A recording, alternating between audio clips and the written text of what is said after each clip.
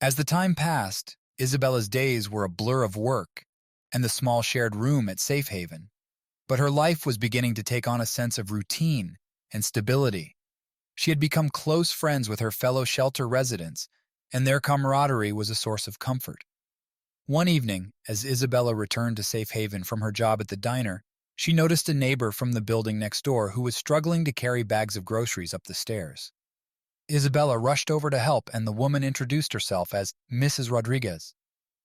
"Thank you, dear," Mrs. Rodriguez said with a warm smile. "I'm getting too old for this." Isabella soon became a regular visitor to Mrs. Rodriguez's apartment, sharing stories and laughter over cups of tea. Mrs. Rodriguez's wisdom and kindness provided Isabella with a surrogate grandmother figure, and the sense of family warmed her heart. Mrs. Rodriguez had lived in New York for decades and had seen the city go through many changes. She regaled Isabella with stories of her own youth, the struggles she had faced, and the triumphs she had celebrated. Her resilience and optimism were a source of inspiration for the young woman.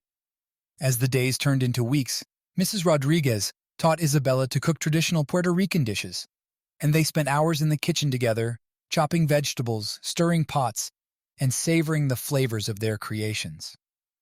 The aroma of arroz con gandules filled the small apartment, and laughter echoed in the air.